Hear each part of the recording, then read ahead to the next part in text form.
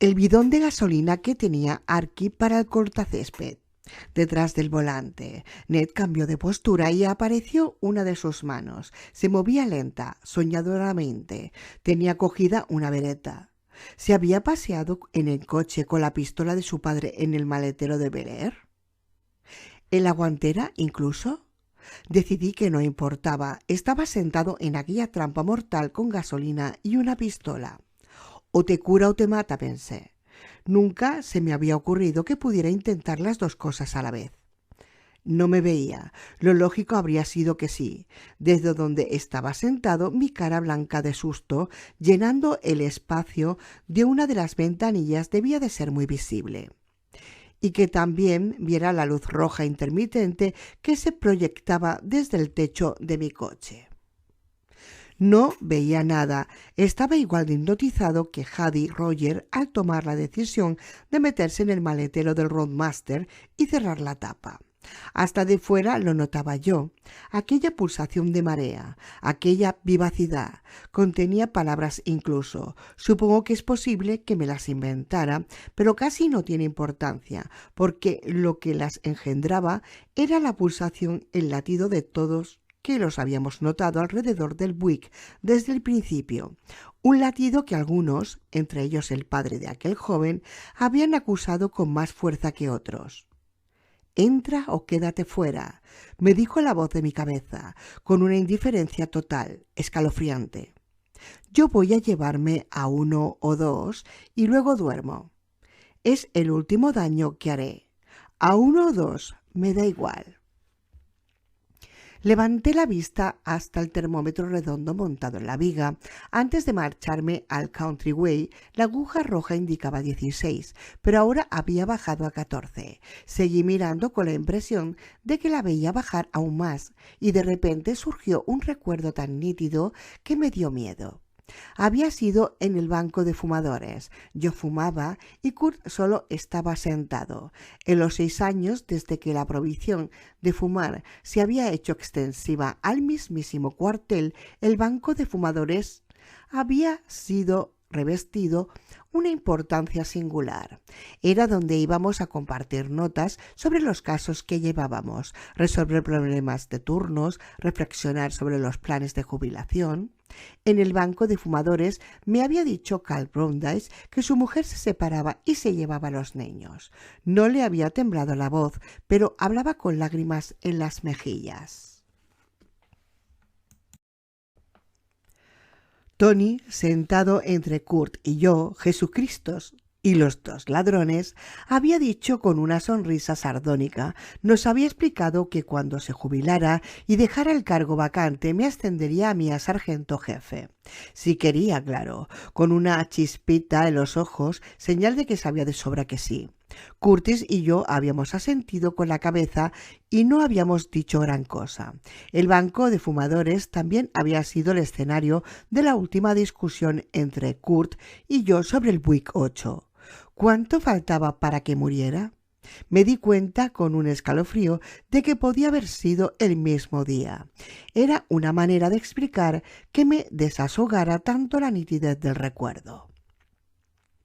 «Piensa», había preguntado Kurt, refiriéndose al Buick.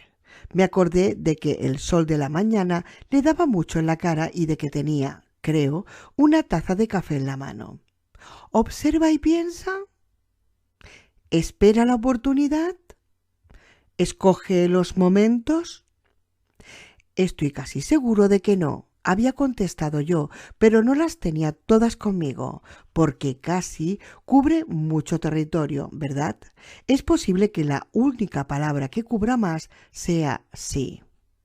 Pero se reservó la función más terrorífica para cuando aquí no había casi nadie. Había dicho el padre de Ned. Pensativo, dejando el café para girar entre las manos su Stetson, vieja costumbre suya. Si era verdad lo del día del sombrero, le faltaban menos de 5 horas para salir volando de la cabeza de Curtis y aterrizar ensangrentado entre las malas hierbas, donde posteriormente lo encontrarían entre envoltorios de McDonald's y latas vacías de Coca-Cola.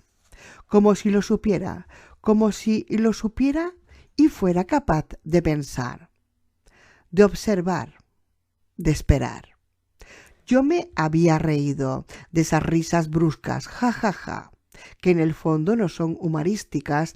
Le dije que el tema le había trastornado. Le dije, pronto me dirás que mandó un rayo o no sé qué para que aquel camión cisterna de Norco chocara contra el autobús escolar. No contestó verbalmente, pero su manera de mirarme contenía una pregunta. ¿Cómo sabes que no? Yo, entonces, le había dicho la pregunta del chaval. Le había preguntado. Una alarma se disparó en mi cabeza, muy difusa y muy al fondo. Me aparté de la ventana y me tapé la cara con las manos, como si no ver el Buick fuera una manera de no sentir aquel dolor, y de no ver a Ned tan blanco y perdido detrás del enorme volante. Se había apoderado de él y justo ahora, durante unos segundos, se había apoderado de mí. Había intentado distraerme con muchos recuerdos inservibles, viejos. Daba igual que hubiera esperado conscientemente la oportunidad de ir por Ned o que no. Lo importante era que dentro de la temperatura bajaba deprisa, casi en caída libre, y si mi intención era actuar, había llegado el momento. Quizá te conviniera buscar refuerzos, susurró aquella voz en mi cabeza. Sonaba igual que la mía, pero no lo era. Por ejemplo, alguien del cuartel. Yo de ti iría a mirar. No es que me importe, ¿eh? Lo que me importa es volver a hacer daño antes de dormir. En el fondo es lo único que me importa. ¿Por qué? Pues porque puedo, tío. Así de simple. Lo de los refuerzos parecía buena idea. La idea de entrar solo en el cobertizo B y de acercarme al Buick en su presente estado me daba un miedo atroz. Lo que me produjo en marcha fue saber que yo era el causante de todo, el que había abierto la caja de Pandora. Fui corriendo a la barraca sin detenerme en la puerta lateral y eso que noté un dolor muy fuerte y cargado a gasolina. Ya sabía lo que había hecho Ned, solo quedaba por saber cuánta gasolina había derramado debajo del coche y cuánta había dejado en el bidón. La puerta de la barraca estaba cerrada con candado. El candado había pasado muchos años abierto, con la pieza curvada de acero un poco metida en el orificio, lo justo para que no se abriera con un golpe de viento. Ahora volvía a estar abierto. Juro que es verdad. En el fondo, el exterior no es que fuera mediodía, pero por la puerta lateral del cobertizo que estaba abierta salía bastante luz para ver bien el candado. Justo cuando iba a tocarlo, la barrera se insertó en el cuerpo principal, oyéndose un clic muy ligero. Lo vi y también lo noté. Por breves instantes la pulsación de mi cabeza se agudizó y se concentró. Había sido como un esfuerzo físico brusco. Yo tengo 2 llaveros, uno de llaves de poli y otro con las personales. En el oficial había unas 20 y recurrí a un truco que me había enseñado hace mucho tiempo Tony Schundis. Dejé caer las llaves en la palma de una mano, la cual, como palillos chinos, y luego la palpé sin mirar. No siempre funciona, pero esta vez sí, y supongo que porque la llave del candado de la barraca era más pequeña que todas las demás, menos la de mi armario de la planta baja, y la llave del armario tiene cabeza cuadrada. Oí que empezaba el zumbido muy débil. Se oía muy lejos, como el ruido de un motor enterrado, pero se oía. Cogí la llave que habían encontrado en mis dedos y la encajé en el candado. La barra de acero saltó. Retiré el candado y lo arrojé al suelo. Luego abrí la puerta de la barraca y entré. El pequeño espacio de almacenaje contenía un calor inmóvil y explosivo, como solo se encuentran en los desvanes, los cobertizos y los cubículos que se quedan cerrados mucho tiempo en época de calor. Últimamente no entraba casi nadie, pero las cosas que se habían acumulado con los años, entre las que se había tenido la prudencia de renovar los artículos inflamables, con la excepción de la pintura y el diluyente, seguían en su sitio. Las distinguí con la poca luz que había, Pilas de revistas, casi todas de las que los leen los hombres. Las mujeres se creen que nos gusta mirar mujeres desnudas, pero sospecho que disfrutamos más mirando herramientas. El taburete de cocina con el asiento arreglado con cinta aislante, la cámara de vídeo que seguro que tenía gastada la batería en el estante de siempre al lado de la vieja caja de cintas vírgenes. En una pared había un adhesivo de coche. Apoye a los disminuidos psíquicos. Invite a comer a un agente del FBI. Noté olor a polvo. En mi cabeza no dejaba de fortalecerse la pulsación que era la voz del Buick. En la pared había una bombilla y un interruptor, pero ni siquiera lo probé, intuyendo que o la bombilla estaba fundida o el interruptor aún daba bastante guerra para meterme en el cuerpo un calambre del copón. Se cerró la puerta a mis espaldas, obstruyendo la luz de la luna. Era imposible porque cuando la dejabas a su aire siempre basculaba hacia afuera. Lo sabíamos todos, por eso tratábamos el cierre con el candado. Sin embargo, estaba siendo una noche de dos imposibles al precio de uno. La fuerza que habitaba el Buick quería dejarme a oscuras. Quizá lo considerara una manera de ponerme obstáculos. Craso error.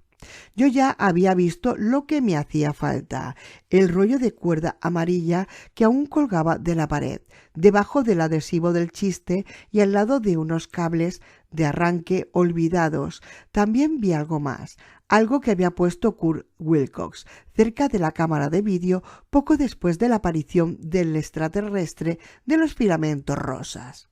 Lo cogí, me lo metí en el bolsillo trasero y descolgué el rollo de cuerda de la pared. Luego salí escopeteado. Estuve a punto de gritar porque delante tenía un bulto negro. Durante un momento de locura estuve seguro de que era el hombre de la gabardina y el sombrero negros, el de la oreja deforme y el acento ruso. Sin embargo, cuando habló, el coco tenía un acento 100% Lawrence Welk. «Ha vuelto el puto crío», susurró Arky. Ya estaba a medio camino de casa y ¡zas! Doy media vuelta. No sé cómo, pero lo sabía. Ha sido... Le interrumpí en ese punto. Le dije que no me siguiera y volví corriendo al cobertizo B, cuya esquina rodeé con la cuerda enrollada en el brazo. «No entre, sargento», dijo Arky.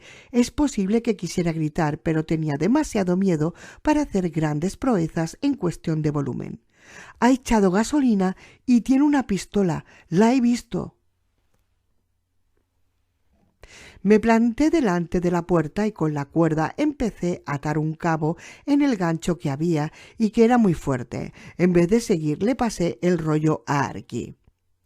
«¿Tú no lo notas, Sandy?», preguntó él. Y ha vuelto a joderse la radio. Solo se oye estática. He oído a Steph por la ventana, insultándola. Da igual. Haz un nudo con la punta de la cuerda. Usa el gancho. ¿Eh? ¿Ya me has oído? Yo, que tenía sujeto el bucle del otro extremo de la cuerda, me lo pasé por el cuerpo, me lo subí hasta la cintura y lo ajusté. Era un nudo corredizo que había hecho Kurt y que se cerró sin dificultad. «Sargento, no puedes hacerlo». Arky intentó cogerme por el hombro, pero la verdad es que sin fuerza. «Tú haz el nudo y aguanta», dije. «No entres pase lo que pase, si...». Pero no iba a decir si desaparecemos. Esas palabras no quería oírlas en mi boca. «Si pasa algo, dile a Steph que emita un código D en cuanto se despeje la estática». «Pero bueno», en la boca de Arky se parecía más a «pero bueno». «¿Tú estás loco o qué? ¿No lo notas?» «Sí que lo noto», dije. Y entré. De camino iba sacudiendo la cuerda para que no se enganchara. Me sentía como un buzo bajando a profundidades desconocidas y vigilando el tubo del aire, no porque crea en serio que sirva de algo vigilarlo, sino como marea de estar ocupado y no pensar en lo que pueda estar nadando en la oscuridad de alrededor, justo donde no alcanzaba tu luz.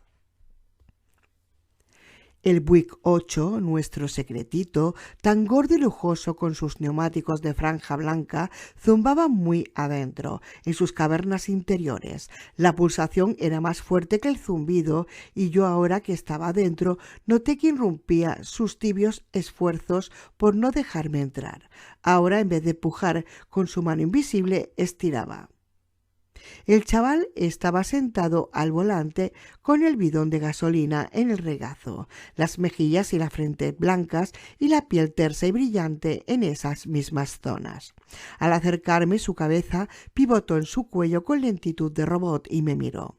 Tenía los ojos muy abiertos y negros. Era la mirada estúpidamente serena de los que están muy drogados o de los que tienen el cuerpo destrozado. La única emoción que quedaba en sus ojos era una tozudez tremenda, cansada, la misma insistencia adolescente que tenía que haber una respuesta y él tenía que saberla. Tenía derecho, que era claro lo que había usado el Buick, lo que había usado contra él. Ned, yo de ti saldría, sargento, pronunciando bien cada sílaba pausadamente. No queda mucho tiempo. Ya viene. Parecen pasos. Y tenía razón. De repente fui presa del pánico. Quizá el zumbido fuera de alguna clase de maquinaria. Casi seguro que la pulsación era una especie de telepatía. Aquello, sin embargo, era otra cosa. La tercera. Venía algo.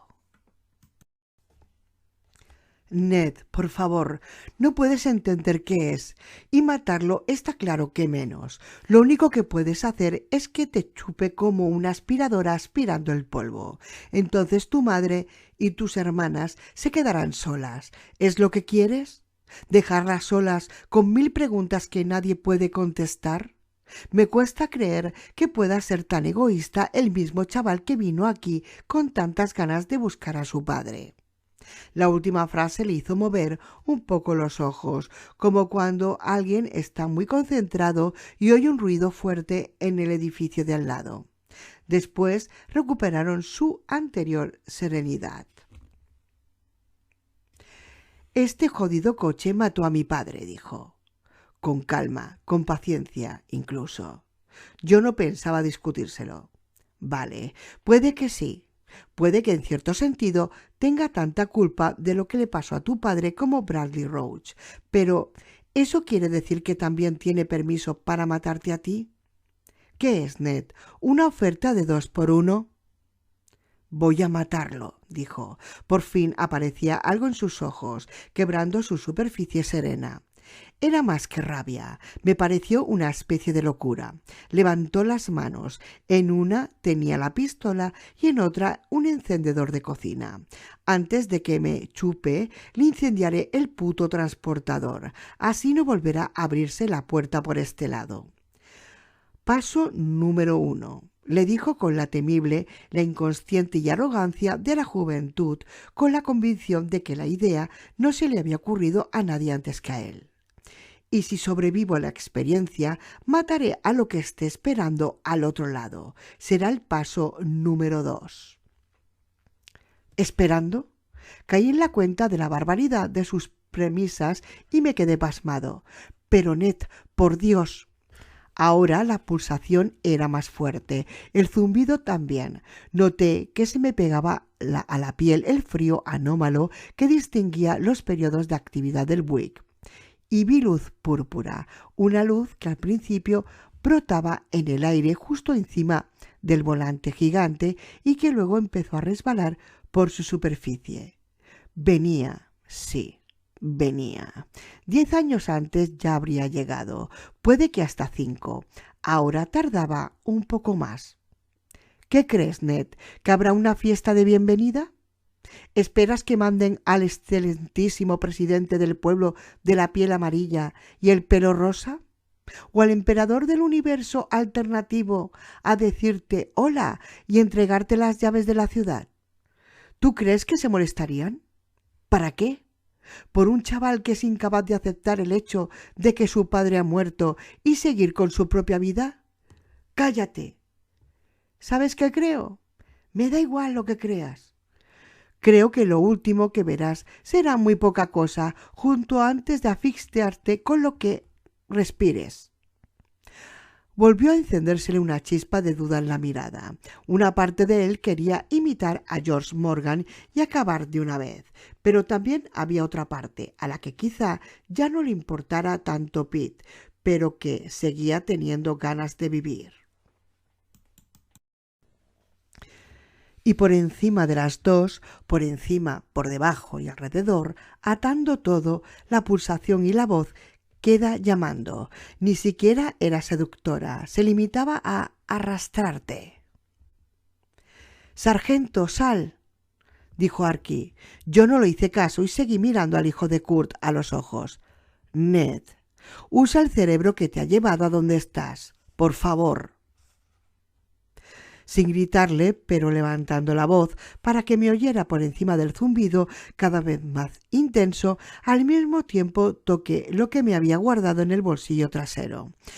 Puede que la cosa donde estás sentado esté viva, pero sigue sin una razón para que pierdas tu vida. ¿No te das cuenta de que en el fondo es como cualquier planta carnívora? Contra algo así no hay venganza posible. Cero. No tienes cerebro. Empezó a temblarle la boca. Era un inicio, pero pensé que ojalá soltara la pistola o que, como mínimo, la bajara. Luego estaba el encendedor de cocina, con menos peligro que la automática, pero que también tenía lo suyo. Yo, junto a la puerta del conductor, pisaba gasolina y había bastantes emanaciones para que me lloraran los ojos. El resplandor violeta había empezado a tejer perezosos hilos de luz por los mandos del falso salpicadero y a llenar el dial del indicador de velocidad, haciendo que pareciera la burbuja del nivel de los carpinteros. «¡Mató a mi padre!», exclamó Ned con voz de niño, pero no me lo decía a mí. No conseguía encontrar al objetivo de sus acusaciones. Era precisamente la causa de su desespero. «No, Ned, mira, te digo una cosa. Si este coche, esta tontería, pudiera reírse, se estaría riendo de ti. Al final no cazó al padre de la manera que quería, como a Ennis y a Brian Lippy, pero ahora tiene el hijo muy a tiro. Si Kurt lo sabe, si lo ve, debe de estar revolviéndose en su tumba. Todo lo que le daba miedo, todo lo que luchó por impedir, vuelve a pasar todo igual, y a su propio hijo. ¡Cállate! ¡Cállate!». Le rebosaban las lágrimas por los párpados. Me agaché y acerqué la cara al resplandor violeta, que aumentaba, el frío que brotaba. Acerqué mi cara a la de Ned, donde por fin la resistencia se desmoronaba. Solo faltaba otro golpe. Me saqué del bolsillo trasero el tubo que había cogido en la barraca. Me lo aguanté en la pierna y dije: «Debe de oírlo reírse, Ned. Debe de saber que es demasiado tarde». «No, que no puede hacer nada, nada de nada». Levantó las manos para taparse las orejas con la pistola en la izquierda, el encendedor de cocina en la derecha, el bidón de gasolina en equilibrio entre los muslos y una niebla de color lavanda borrándole las piernas por debajo de las espinillas. El resplandor, mientras tanto, subía como el aguja en un pozo, y no es que lo que había conseguido fuera fabuloso, no le había desequilibrado tan completamente como había gustado, pero tendría que servir. Quité la tapa del spray con el pulgar. Solo tuve una fracción de segundo para preguntarme si después de tantos años de desuso en el estante de la barraca quedaba algún resto de presión, y luego se lo disparé a la cara. Era de esos de defensa personal. Ned pegó un alarido de sorpresa y dolor al recibir el spray en los ojos y la nariz. Su dedo apretó el gatillo de la bereta de su padre. Dentro del cobertizo la detonación fue ensordecedora. «¡Hostia!», oí exclamar a Arky, con los oídos tumbándome. Cogí el tirador de la puerta y en ese momento bajó solo el pitorro del seguro, igual que la barra del candado en la puerta de la barraca. Entonces metí el brazo por la ventanilla abierta y di un puñetazo al lateral del bidón de gasolina. Saltó del regazo del chaval, que estaba en plenas convulsiones. Se hundió en la brumosa luz violeta que subía del suelo del coche y desapareció. Durante la sensación fugaz de que rebotaba, como cuando tiras algo desde muy arriba. Volvió a dispararse la pistola y noté la bala. La verdad es que no había pasado cerca. Ned seguía disparando a ciegas al techo del Buick y hasta dudo que fuera consciente del disparar. Pero cuando notas moverse el aire por el paso de una bala, es que ha pasado demasiado cerca. Palpé la puerta por dentro. Acabé encontrando el tirador interior y lo estiré. Si no se levantaba, no sabría muy bien qué hacer. Ned era demasiado grande y pesado para sacarle por la ventanilla, pero se levantó y la puerta se abrió. Entonces brotó un fogonazo violeta de donde habían estado las planchas del suelo del Roadmaster. Saltó ruidosamente la tapa del maletero y empezó del estirón de verdad, como una aspiradora aspirando el polvo, había dicho yo, pero sin saber de la misa a la media. De repente el latido pegó un acelerón y se convirtió en un martilleo feroz y arrítmico, como olas precursoras antes del tsunami que lo destruyera todo. La sensación era de que un viento que procedía del interior y que en vez de empujar estiraba un viento y que quería sacarte los ojos de las órbitas y despellejarte la cara, pero a mí no se me movía ni un pelo de la cabeza. Ned chilló. De repente se le bajaron las manos como si tuvieran atadas cuerdas invisibles en las muñecas.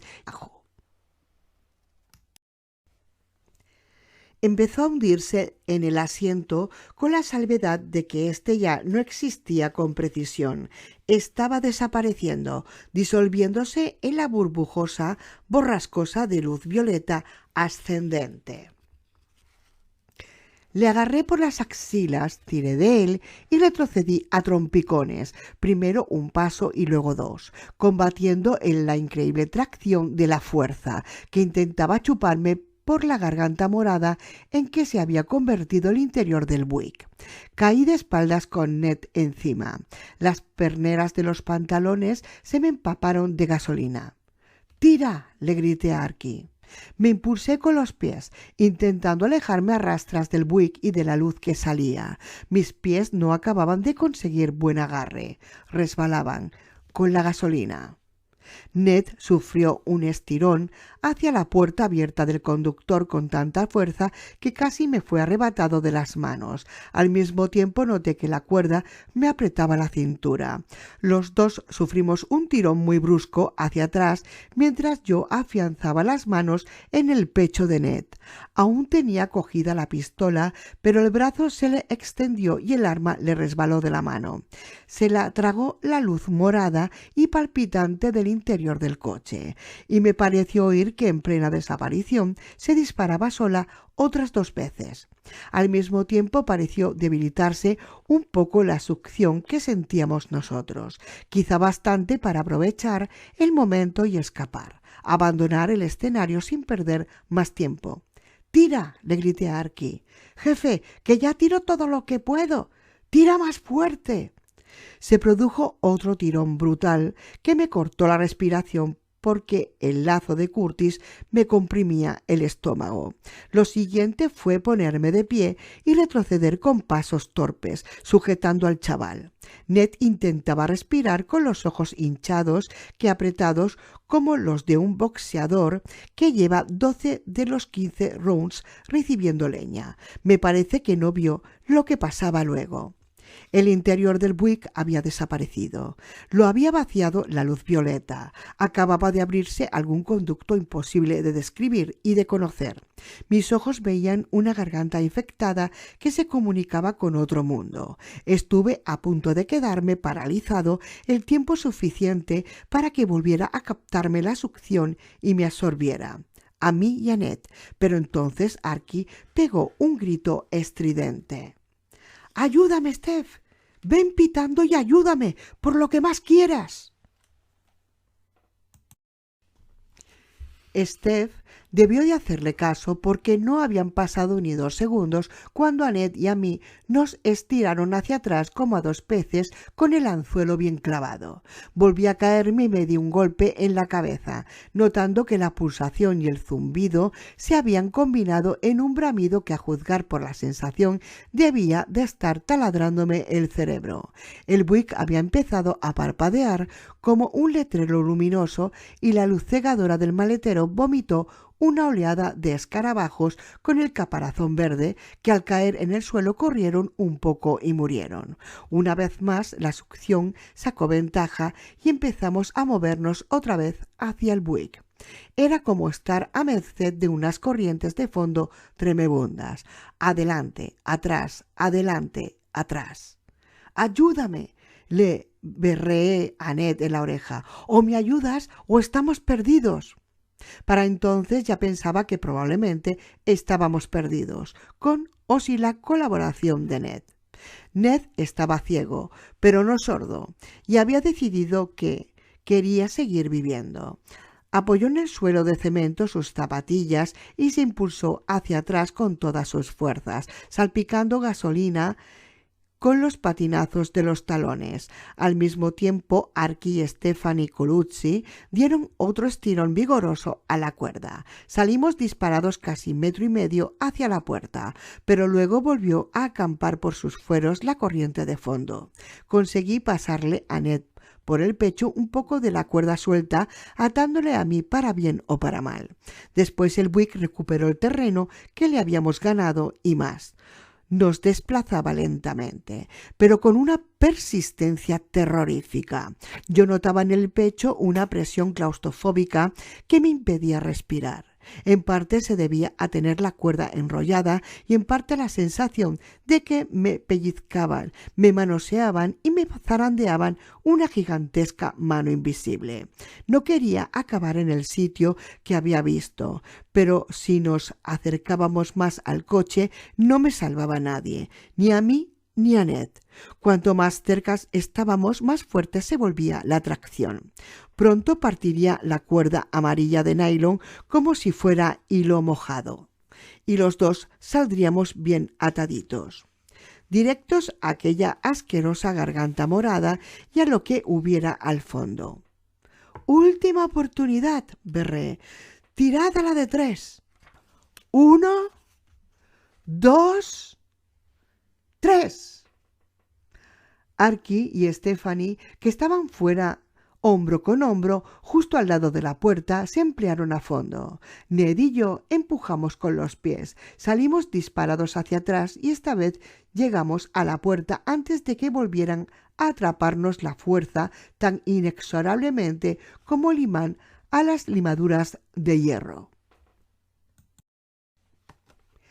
Rodé de costado. «Ned, el marco de la puerta. ¡Coge al marco!».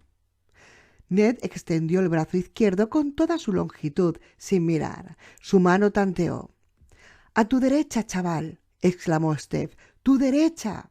Ned encontró la jamba de la puerta y se aferró a ella. A nuestras espaldas el Buick soltó otro fogonazo morado descomunal, y yo noté que la atracción subía un grado más. Era como una especie de gravedad nueva y horrible. La cuerda que tenía atada al pecho se había convertido en una cinta de acero, y no había manera de respirar, ni gota de aire. Se me hinchaban los ojos y los dientes me palpitaban en las encías. Parecía tener los intestinos hechos un nudo en la base de la garganta. La pulsación me llenaba la garganta y la cabeza, expulsando el pensamiento consciente. Empecé otra vez a resbalar hacia el Buick con los tacones de los zapatos derrapando en el cemento. Dentro de nada me deslizaría y después volaría, como un pájaro chupado por la turbina de un avión, y arrastraría a Ned conmigo, seguro que con astillas de la jamba clavadas debajo de las uñas. No tendría más remedio que acompañarme. Mi metáfora sobre las cadenas se había convertido en realidad literal. «Sandy, cógeme la mano». Estiré el cuello para mirar y no acabó de sorprenderme ver a Jade y Roger con Eddie detrás.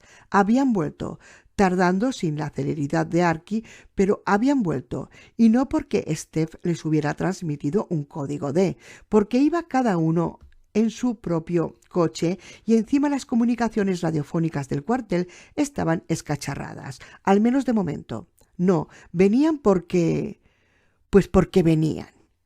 Jade estaba de rodillas en la puerta, cogido con una mano para no ser absorbido. No se le movía el pelo ni se le arrugaba la camisa, pero se tambaleaba como alguien resistiendo un vendaval. Eddie estaba detrás en cuclillas mirando por encima del hombro de Jade. Debía de tenerle cogido por el cinturón, aunque yo eso no lo veía.